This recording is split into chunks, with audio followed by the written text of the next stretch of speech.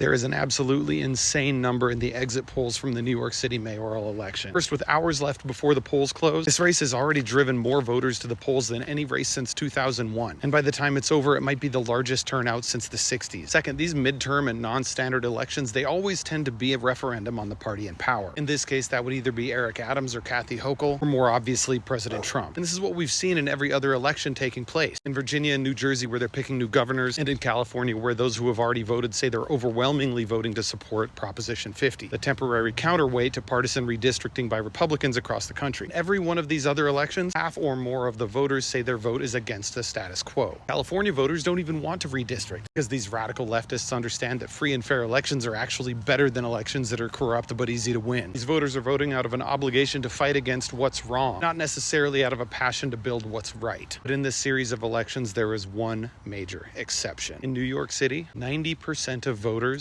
say that they are casting their ballot for Zohran Mamdani, not against someone else, not even Trump. Now, if you aren't super familiar with exit polling, to help you contextualize this number, in 2008, that figure for Barack Obama was about 50%. Half of voters were supporting him because of who he was, and half were voting against John McCain because they were terrified he would continue the Bush administration's policies, leaving Mamdani with a massive gap that for me is easy to explain. He's not winning that kind of loyalty because of who he is or what he looks like. He's not even winning it because he's on the left in a big blue city. Those are part of it, sure, but that alone doesn't explain 30 and 40 point gaps to the norm. In order to understand what makes him different, you have to understand he's not running to win an election. He's running because he feels compelled to help people. When you run because you feel driven by that kind of a commitment, it shows up as joy and passion even in the face of impossibly challenging work. Ultimately, regardless of what happens, and regardless of whether or not he's able to find success in the face of well-funded barriers, one thing has become increasingly clear. Every candidate on the left who wants to find success between now and 2028 needs to look no further than the why